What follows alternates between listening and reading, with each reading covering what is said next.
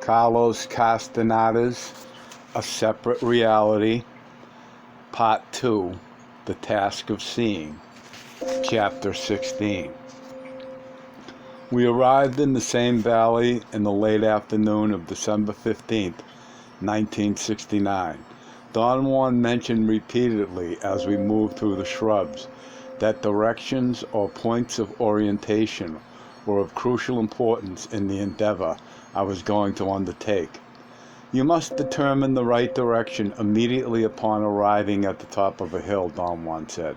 And as soon as you're on the top, facing that direction, he pointed to the southeast. That's your good direction, and you should always face it, especially when you're in trouble. Remember that. We stopped at the bottom of the hills where I had perceived the hole. He pointed at a specific place where I had to sit down. He sat next to me and in a very quiet voice gave me detailed instructions. He said that as soon as I reached the hilltop, I had to extend my right arm in front of me with the palm of my hand down and my fingers stretched like a fan, except the thumb, which had to be tucked against the palm.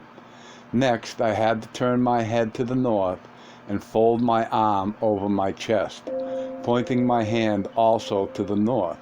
Then I had to dance, putting my left foot behind the right one, beating the ground with the tip of my left toes.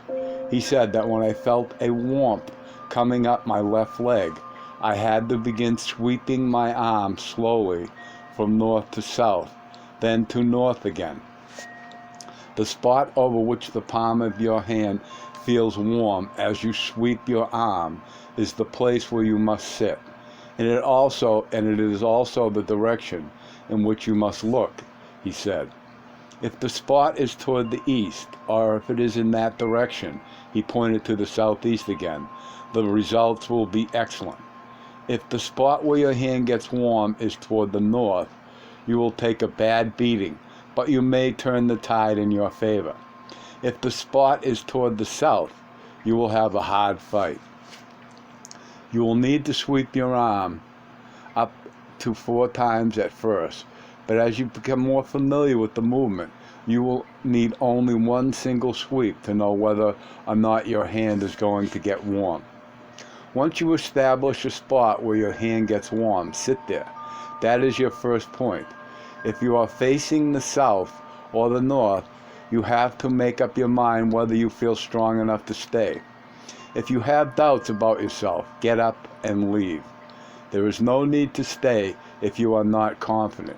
If you decide to stick around, clean an area big enough to build a fire about 5 feet away from your first point. The fire must be in a straight line in the direction you are looking. The area where you build the fire is your second point. Then gather all the twigs you can in between those 2 points and make a fire. Sit on your first point and look at the fire. Sooner or later the spirit will come and you will see it. If your hand does not get warm at all after 4 sweeping movements, sweep your arm slowly from the north to the south, then turn around and sweep it to the west. If your hand gets warm on any place towards the west, drop everything and run. Run downhill toward the flat area, and no matter what you hear or feel behind you, don't turn around. As soon as you get to the flat area, no matter how frightened you are, don't keep on running. Drop to the ground, take off your jacket, bunch it around your navel and curl up like a ball, tucking your knees against your stomach. You must also cover your eyes with your hands, and your arms have to remain tight against your thighs. You must stay in that position until morning. If you follow these simple steps, no harm will ever come to you. In case you cannot get to the flat area in time, drop to the ground right where you are. You will have a horrid time there. You will be harassed. But if you keep calm and don't move or look, you will come out of it without a single scratch. Now, if your hand does not get warm at all while you sweep it to the west, face the east again and run in an easterly direction until you are out of breath. Stop there and repeat the same maneuvers. You must keep on running toward the east, repeating these movements until your hand gets warm. After giving me these instructions, he made me repeat them until I had memorized them. Then we sat in silence for a long time. I attempted to revive the conversation a couple of times, but he forced me into silence, each time by an imperative gesture. It was getting dark when Don Juan got up, and without a word began climbing the hill. I followed him. At the top of the hill, I performed all the movements we had prescribed. Don Juan stood by, a short distance away, and kept a sharp look on me. I was very careful and deliberately slow. I tried to feel any perceivable change of temperature, but I could not detect whether or not the palm of my hand became warm. By that time it was fairly dark, yet I was still capable of running in an easterly direction without stumbling on the shrubs. I stopped running when I was out of breath, which was not too far from my point of departure. I was extremely tired and tense. My forearm ached, and so did my calves. I repeated there all the required motions, and again had the same negative results. I ran in the dark 2 more times, and then, while I was sweeping my arm for the 3rd time, my hand became warm over a point toward the east. It was such a definite change of temperature that it startled me. I sat down and waited for Don Juan.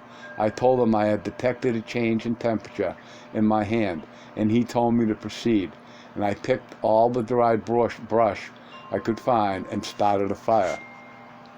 He sat to my left a couple of feet away. The fire drew strange dancing silhouettes. At times the flames became iridescent. They grew bluish and then brilliantly white. I explained that unusual play of colors by assuming that it was produced by some chemical property of the specific dry twigs and branches I had collected. Another very unusual feature of the fire was the sparks. The new twigs I kept adding created extremely big sparks.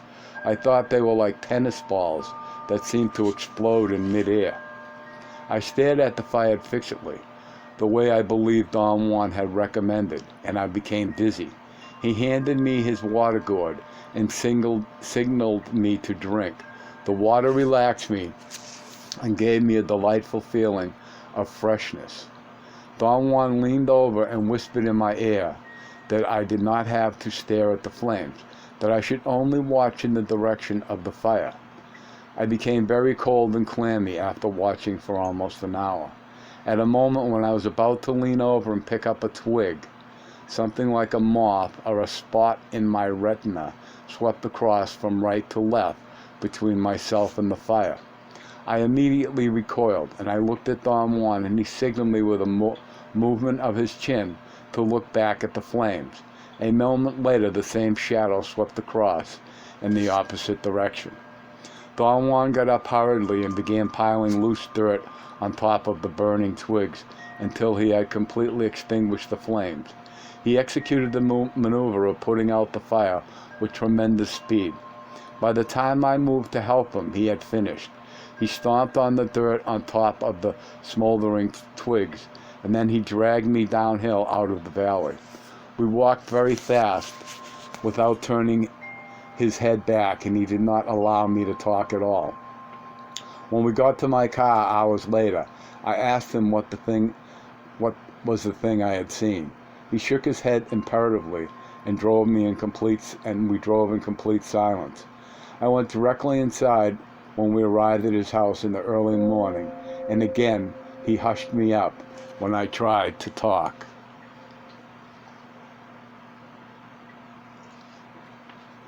Don Juan was sitting outside behind his house.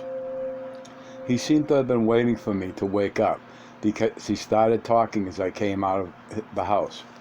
He said that the shadow I had seen the night before was a spirit, a force that belonged to the particular place where I had seen it. He spoke of that specific being as a useless one. It only exists there, he said. It has no secrets of power, so there is no point in remaining there. You would have seen only a fast passing shadow going back and forth all night. There are other types of beings, however, that can give you secrets of power if you are fortunate enough to find them. We ate some breakfast and then did not talk for quite a while. After eating, we sat in front of his house. There are three kinds of beings, he said suddenly. Those that cannot give anything because they have nothing to give, and those can only cause fright, and those that have gifts. The one you saw last night was a silent one. It has nothing to give. It is only a shadow. Most of the time, however, another type of being is associated with the silent one, a nasty spirit whose only quality is to cause fear, and which always hovers over the abode of the silent one. That is why I decided to get you out of there fast. That nasty type follows you right into their homes and makes life impossible for them. I know people who have had to move out of their houses because of them. There are always some people who believe that they can get a lot out of that kind of being. But the mere fact that a spirit is around the house does not mean anything. People may try to entice it, or they may try to follow it around the house under the impression that it can reveal secrets to them. But the only thing people would get is a frightful experience. I know people who took turns watching one of those nasty beings that had followed them into their house. They watched the spirit for months. Finally, someone else had to step in and drag the people out of the house. They had become weak and were wasting away. So the only wise thing one can do with that nasty type is to forget about it and leave it alone. I asked him how people entice a spirit. He said that people took pains to figure out where the spirit would most likely appear, and that they put weapons in its way in hopes that it might touch the weapons, because spirits were known to like paraphernalia of war. Don Juan said that any of the gear or any object that was touched by a spirit rightfully became a power object. However, the nasty type of being was known never to touch anything, but only to produce the auditory illusion of noise. I then asked Don Juan about the manner in which those spirits caused fear. He said their most common way of frightening people was to appear as a dark shadowed shape, as a man would roam around the house, creating a frightening clatter or creating the sound of voices, or as a dark shadow that would suddenly lurch out from a dark corner.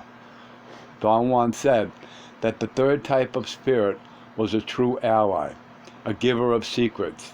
That special type existed in lonely, abandoned places that were almost inaccessible. He said that a man who wished to find one of these beings had to travel far and go by himself. At a distant and lonely place, the man had to take all the necessary steps alone. He had to sit by his fire, and if he saw the shadow, he had to leave immediately.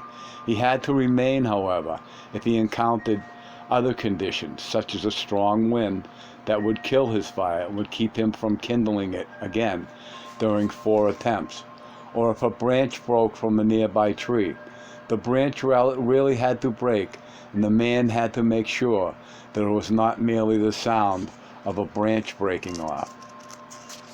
Other conditions he had to be aware of were rocks that rolled, or pebbles which were thrown at his fire, or any constant noises. And then he had to walk in the direction in which any of these phenomena occurred until the spirit revealed itself. There were many ways in which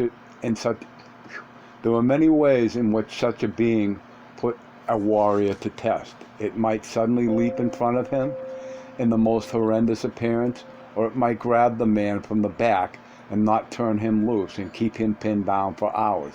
It might also topple a tree on him.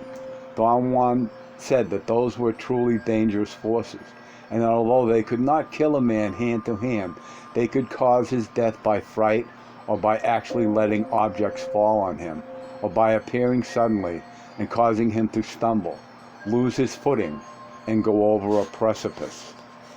He told me that if I ever found one of those beings under the inappropriate circumstances, I should never attempt to struggle with it because it would kill me. It would rob me of my soul. So I should throw myself to the ground and bear it until morning. When a man is facing the ally, the giver of secrets, he has to muster up all his courage and grab it before it grabs him, or chase it before it chases him. The chase must be relentless, and then comes the struggle. The man must wrestle the spirit to the ground and keep it there until it gives him power. I asked him if these forces had substance, if one could really touch them. He said that the very idea of a spirit connotated something ethereal to me. You don't call them spirits, he said. Call them allies. Call them inexplicable forces. He was silent for a while. Then he lay on his back and propped his head on his folded arms. I insisted on knowing if those beings had substance. You're damn right they have substance, he said after a moment of silence. When one struggles with them, they are solid. But that feeling lasts only for a moment. Those beings rely on a man's fear. Therefore, if a man struggling with one of them is a warrior, the being loses his tension very quickly while the man becomes more vigorous. One can actually absorb the spirit's tension. What kind of tension is that, I asked. Power. When one touches them, they vibrate as if they were ready to rip one apart. But that is only a show. The tension ends when the man maintains his grip. What happens when they lose their tension? Do they become like air? No, they just become flaccid. They still have substance though, but it is not like anything one has ever touched. Later on during the evening, I said to him that perhaps what I had seen the night before could have been only a moth. He laughed very patiently and explained that moths fly back and forth only around light bulbs because a light bulb cannot burn their wings. A fire, on the other hand, would burn them the first time they came close to it. He also pointed out that the shadow covered the entire fire. When he mentioned that, I remembered that it was really an extremely large shadow and it actually blocked the view of the fire for an instant. However, it had happened so fast that I had not emphasized it in my earlier recollection. Then he pointed out that the sparks were very large and flew to my left, and I had noticed that myself. I said that the wind was probably blowing in that direction. Don Juan replied that there was no wind whatsoever. That was true. Upon recalling my experience, I could remember that the night was still. Another thing I had completely overlooked was a greenish glow in the flames, which I detected when Don Juan signaled me to keep on looking at the fire. After the shadow had first crossed my field of vision, Don Juan reminded me of it. He also objected to my calling it a shadow. He said it was round and more like a bubble. 2 days later, on December 17th, 1969, Don Juan said in a very casual tone that I knew all the details and necessary techniques in order to go to the hills by myself and obtain a power object, the spirit catcher. He urged me to proceed alone and affirmed that his company would only hinder me. I was ready to leave when he seemed to change his mind.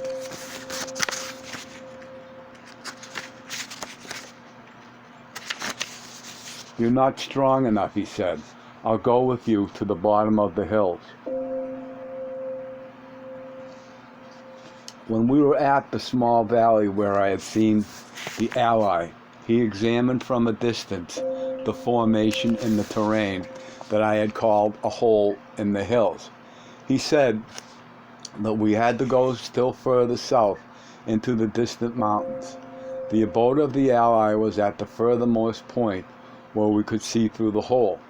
I looked at the formation, and all I could distinguish was the bluest mass of the distant mountains. He guided me, however, in a southeasterly direction, and after hours of walking, we reached the point, he said, was deep enough into the Allies' abode. It was late afternoon when we stopped. He sat down on some rocks. I was tired and hungry. After all I had eaten during the day was some tortillas and water.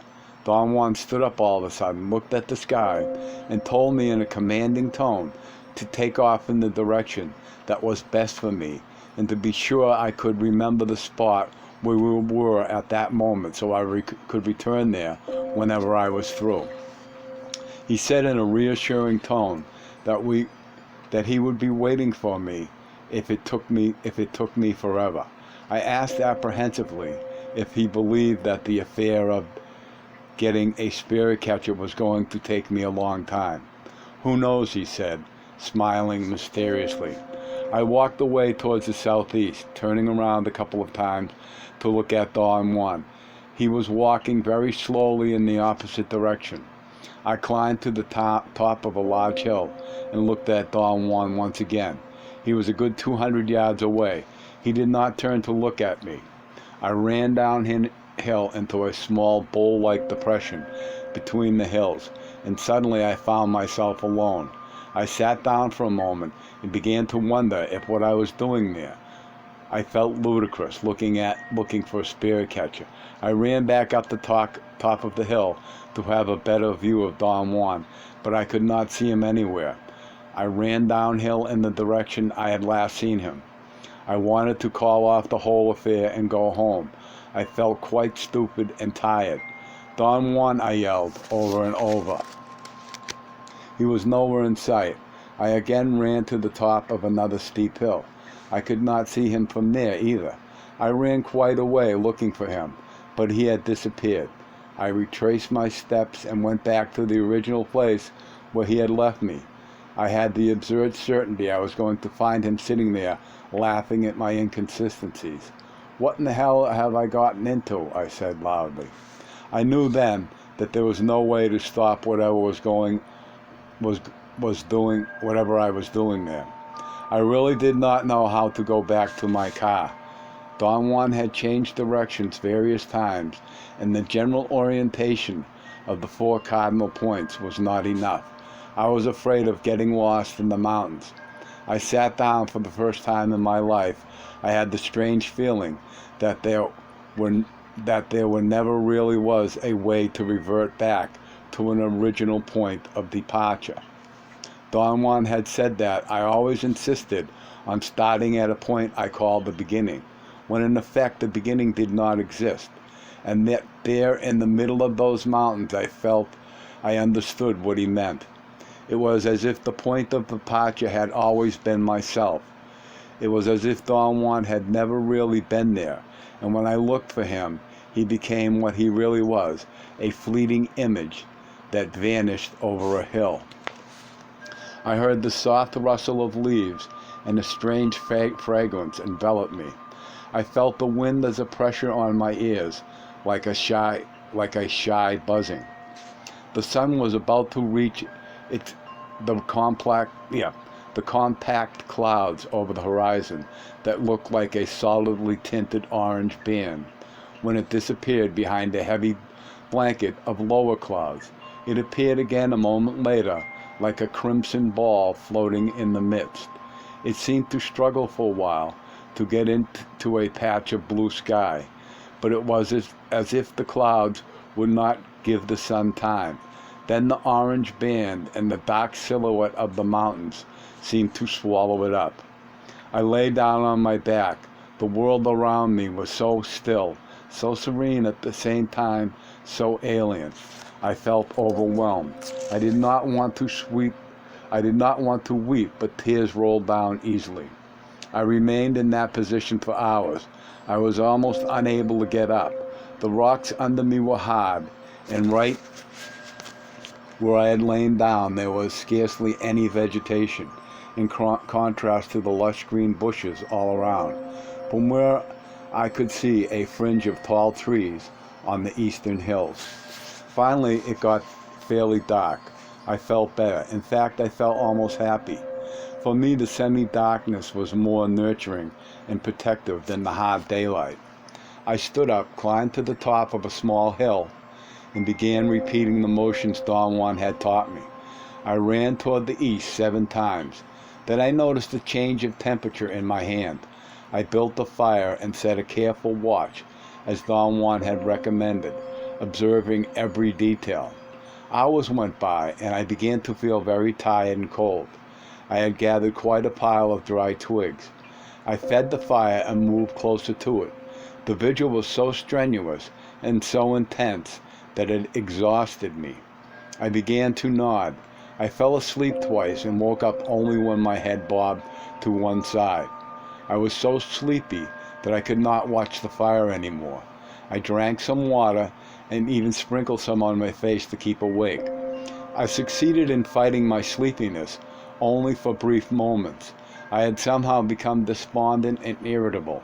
I felt utterly stupid and being there, and that gave me a sensation of irrational frustration and dejection. I was tired, hungry, sleepy, absurdly annoyed with myself. I finally gave up the struggle of keeping awake. I added a lot of dry twigs to the fire and lay down to sleep. The pursuit of an ally and a spirit catcher was at that moment a most ludicrous and foreign endeavor. I was so sleepy that I could not even think or talk to myself. I fell asleep. I was awakened suddenly by a loud crack. It appeared that the noise, whatever it was, had come from just above my left ear, since I was lying on my right side. I sat up fully awake.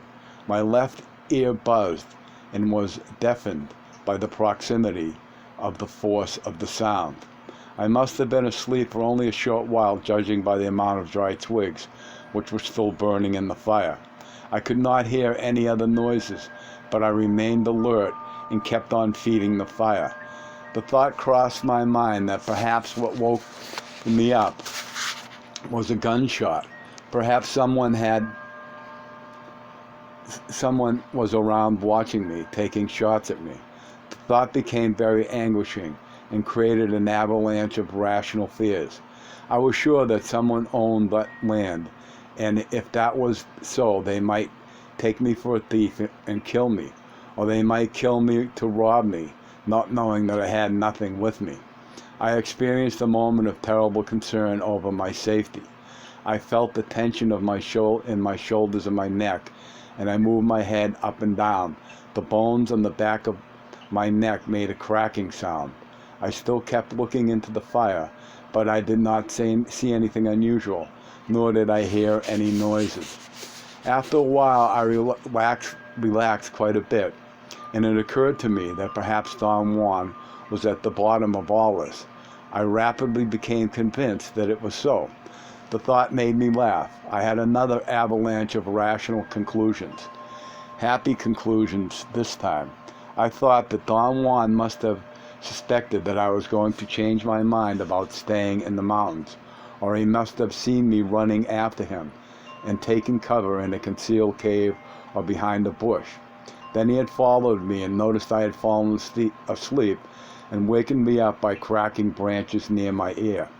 I added more twigs to the fire and began to look around in a casual, covert manner to see if I could spot him, or even though I knew if he was hiding around there, I would not be able to discover him. Everything was quite placid. The crickets, the wind, roughing the trees on the slopes of the hills surrounding me, the soft cracking sound of the twigs catching fire. Sparks flew around, but they were only ordinary sparks. Suddenly I heard the loud noise of a branch snapping in two. The sound came from my left. I held my breath as I listened with utmost concentration. An instant later I heard another branch snapping on my right.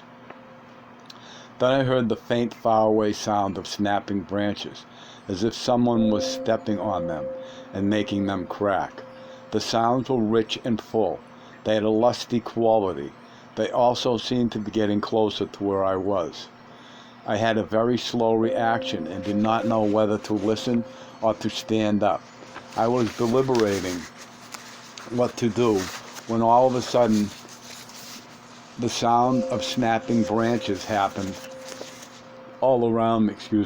I was engulfed by them so fast that I barely had time to jump up to my feet and stomp on the fire.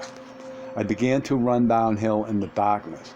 The thought crossed my mind as I moved through the shrubs that there was no flat land. I kept on trotting, trying to protect my eyes from the branches. I was halfway down to the bottom of the hill when I felt something behind me, almost touching me. It was not a branch. It was something which I intuitively felt was overtaking me. The realization made me freeze. I took off my jacket, bundled it on my stomach, crouched over my legs, and covered my eyes with my hands, as Don Juan had prescribed.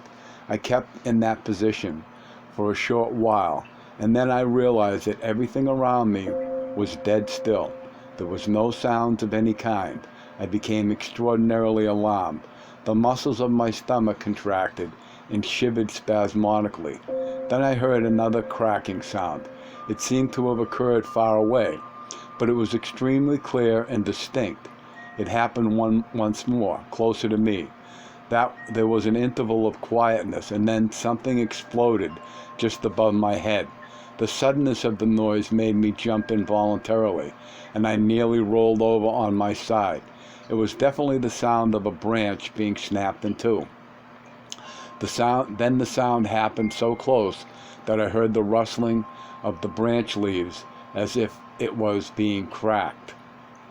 Next, there was a downpour of cracking explosions. Branches were being snapped with great force all around me.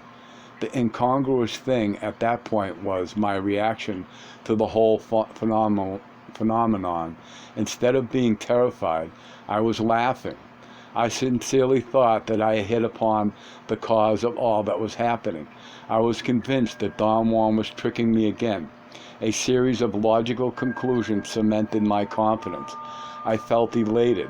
I was sure I could catch that foxy old Don Juan in another of his tricks. He was around me, cracking branches, and knowing I would not dare to look up. He was safe and free to do anything he wanted to. I figured he had to be alone in the mountains, since I had been with him constantly for days. He had not had any time or opportunity to engage any of his collaborators, as if he was any collaborators. If he was hiding as I thought he was hiding by himself, and logically he would produce only a limited number of noises. Since he was alone, the noises had to occur in a linear temporal sequence, that is, one at a time, or at the most 2 or 3 at a time. Besides, the variety of noises also had to be limited by the mechanics of a single individual. I was absolutely certain, as I remained crouched and still, that the whole experience was a game, and the only way to remain on top of it was by emotionally dislodging myself from it. I was positively enjoying it. I caught myself chuckling at the idea I could anticipate my opponent's next move. I tried to imagine what I would do next if I were Don Juan. The sound of something slurping jolted me out of my mental exercise. I listened attentively. The sound happened again. I could not determine what it was. It sounded like an animal slurping water. It happened again very close by. It was an irritating sound that brought to mind the smacking noise of a big-jawed adolescent girl chewing gum. I was wondering how Don Juan could produce such a noise when the sound happened again, coming from the right. There was a single sound first, then I heard a series of slushing, slurping sounds. That was easy to say, slushing, slurping sound, as if someone were walking in the mud. It was an almost sensual, exasperating sound of feet flushing in deep mud. The noises stopped for a moment and started once again toward my left, very close, perhaps only 10 feet away. Now they sounded as if a heavy person were trotting with rain boots in mud. I marveled at the richness of the sound. I could not imagine any primitive devices that I myself could use to produce it. I heard another series of trotting, slushing sounds toward my rear. Then they happened all at once, on all sides. Someone seemed to be walking, running, trotting on mud all around me. A logical doubt occurred to me. If Don Juan was doing all that, he had to be running in circles at an incredible speed. The rapidity of the sounds made that alternative possibility. The rapidity of the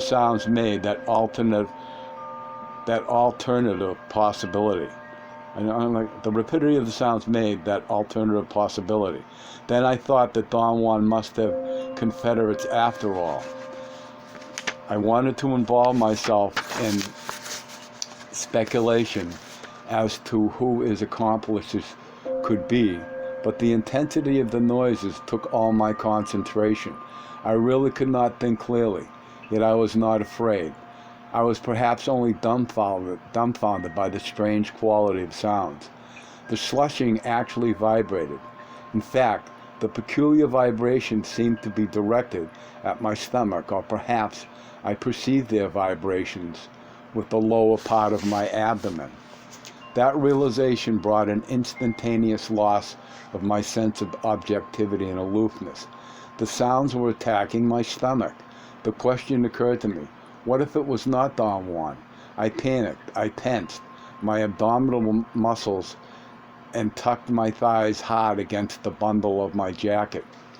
The noises increased in number and speed, as if they knew I had lost my confidence. Their bright vibrations were so intense that I wanted to vomit. I fought the feeling of nausea. I took deep breaths and began to sing my peyote song. I got sick, and the slushing noises ceased at once. The sounds of crickets in the wind and the distant staccato barking of coyotes became superimposed. The abrupt cessation allowed me a respite, and I took stock of myself. Only a short while before had I been in the best of spirits, confident and aloof. Obviously, I had failed miserably to judge the situation. Even if Don Juan had accomplices, it would have been mechanically impossible for them to produce sounds that would affect my stomach. The produced sounds of such intensity that they would have needed gadgetry beyond the means of their conception. Apparently, the phenomenon I was experiencing was not a game, and another one of Don Juan's tricks theory was only my rude explanation. I had cramps and an overwhelming desire to roll over and straighten my legs. I decided to move to my right in order to get my face off the place where I had gotten sick. The instant I began to crawl, I heard a very soft, weak sound above my right ear. I froze on the spot. Squeak sound. The squeak was repeated on the other side of my head. It was a single sound. I thought it resembled the squeak of a door. I waited, but I heard nothing else, so I decided to move again.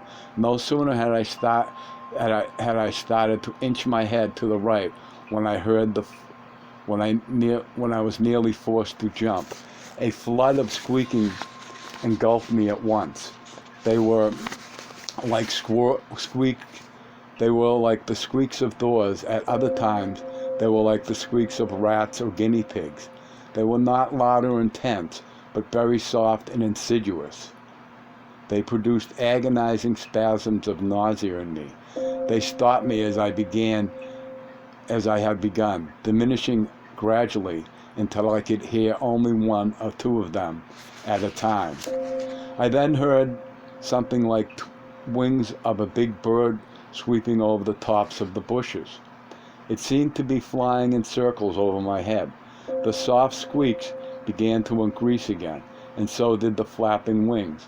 Above my head there seemed to be something like a flock of gigantic birds beating their soft wings. Both noises merged, creating an enveloping wave around me. I felt that I was floating suspended in an enormous undulating ripple. The squeaks and the flapping and the flapping was so smooth that I could feel them all over my body. The flapping wings of a flock of birds seemed to be pulling me up from above, while the squeaks of an army of rats seemed to be pushing me from underneath, from around my body. There was no doubt in my mind that through my blundering stupidity, I unleashed something terrible on myself. I clenched my teeth and took deep breaths and sang peyote songs. The noise lasted, a very long time, and I opposed them with all my might. When they subsided, there was again an interrupted silence, as I am accustomed to perceiving silence, that is. I could detect only the natural sounds of insects and the wind. The time of silence was for me more deleterious than the time of noises. I began to think and to assess my position, and my deliberation threw me into a panic. I knew that I was lost. I did not have the knowledge or the stamina to fend off whatever was accosting me. I was utterly helpless, crouched over my own vomit. I thought that the end of my life was to come, and I began to weep.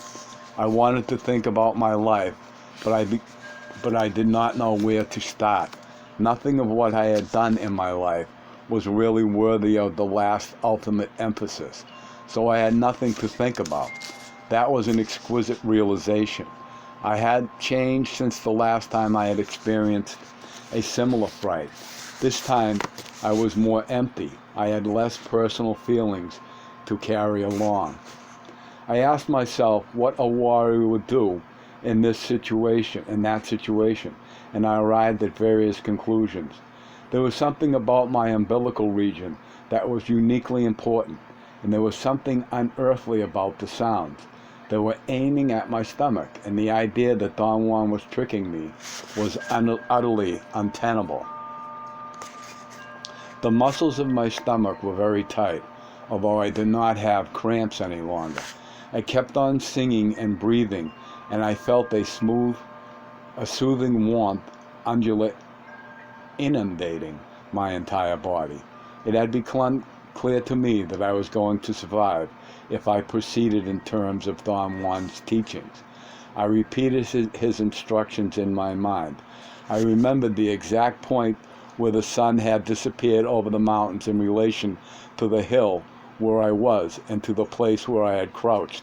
I reorientated myself, and when I was convinced that my assessment of the cardinal points was correct, I began to change my position so I would have my head pointing in a new and better direction, the southeast. I slowly started moving my feet toward my left, inch by inch, until I had them twisted under my calves. I then began to align my body with my feet, but no sooner had I begun to creep laterally than I felt a peculiar tap. I had the actual physical sensation of something touching the uncovered area of the back of my neck. It happened so fast that I yelled involuntarily and froze again. I tightened my abdominal muscles and began to breathe deeply and sing my peyote song. A second later, I felt once more the same light tap on my neck. I cringed. My neck was uncovered, and there was nothing I could do to protect myself. I felt trapped again. It was a very soft, silky object that touched my neck, like a furry paw of a giant rabbit. It touched me again, and then it began to cross my neck back and forth until I was in tears. It was as if a herd of silent, smooth, weightless kangaroos were stepping on my neck. I could hear the soft thump of their paws as they stepped gently over me. It was not a painful sensation at all, yet it was maddening. I knew that if I did not involve myself in doing something, I would go mad and stand up and run. So I slowly began again to maneuver my body into a new position. My attempt at moving seemed to increase the tapping on my neck. It finally got to be such a frenzy that I jerked my body and at once aligned it in the new direction. I had no idea whatsoever about the outcome of my act. It was just taking action to keep from going stark raving mad. As soon as I had changed directions, the tapping on my neck ceased. After a long, anguished pause, I heard a distant snapping of branches. The noises were not close anymore. It was as if they had retreated to another position from me far away. The sound of snapping branches merged after a moment with the blasting sound of leaves being rustled, as if a strong wind were beating the entire hill. All the bushes around me seemed to shiver, yet there was no wind. The rustling sound and the cracking of the branches gave me the feeling that the whole hill was on fire. My body was as tight as a rock. I was perspiring copiously. I began to feel warmer and warmer. For a moment I was utterly convinced that the hill was burning. I did not jump up and run because I was so numb. I was paralyzed. In fact, I could not even open my eyes. All that mattered to me at that point was to get up and escape the fire. I had terrible cramps in my stomach, which started to cut my intake of air. I became very involved in trying to breathe. After a long struggle, I was capable of taking deep breaths again, and I was also capable of noticing that the rustling had subsided. There was only an occasional cracking sound. The snapping sound of the branches became more and more distant and sporadic until it ceased altogether. I was able to open my eyes. I looked through my half-closed lids and to the ground underneath me. It was already daylight. I waited a while longer without moving. Then I started to stretch my body. I rolled on my back. The sun was over the hills in the east. It took me hours to straighten out my legs and drag myself downhill. I began to walk to the place where Don Juan had left me, which was perhaps only a mile away. By mid-afternoon, I was barely at the edge of some woods, still a good quarter of a mile away. I could not walk anymore, not for any reason. I thought of mountain lions and tried to climb up a tree, but my arms could not support my weight. I leaned against the rock and resigned myself to die there. I was convinced that I would be food for some mountain lions or other predators. I did not have enough strength even to throw a rock. I was not hungry or thirsty. Around noon I found a small stream and had drunk a lot of water. But the water did not help to restore my strength. As I sat there in utter helplessness, I felt more despondent than afraid.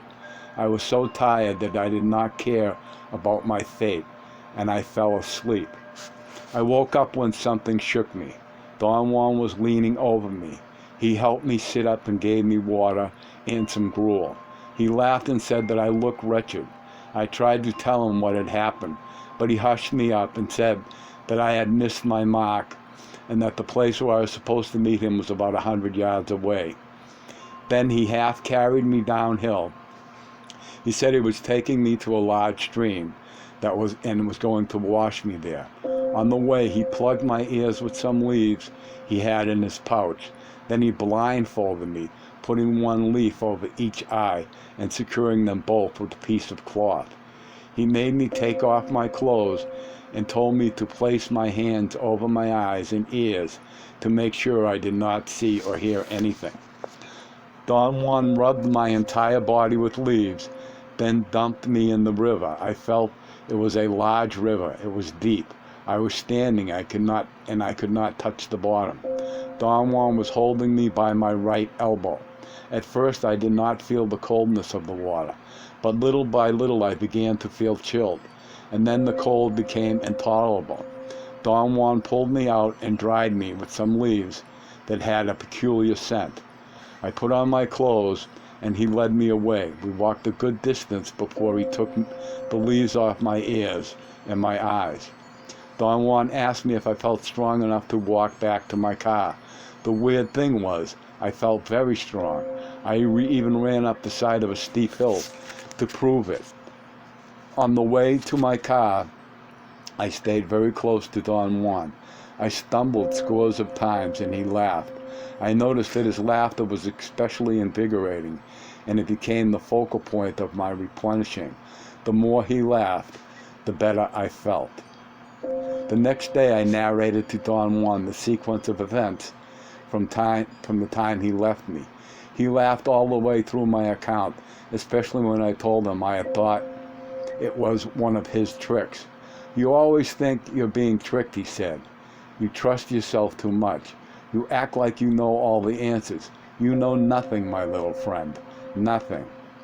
This was the first time Don Juan had called me my little friend. It took me aback. He noticed it and smiled. There was a great warmth in his voice that made me very sad. I told him that I had been careless and incompetent because that was the inherent bent of my personality, and that I would never understand his world. I felt deeply moved. He was very encouraging and asserted I had done fine. I asked him the meaning of my experience. "It has no meaning," he replied. "The same thing could happen to anyone, especially someone like you who has his gap already opened. It is very common. Any warrior who's gone in search of allies would tell you about their doings. What they did to you was mild. However, your gap is open, and that is why you are so nervous. One cannot turn into a warrior overnight.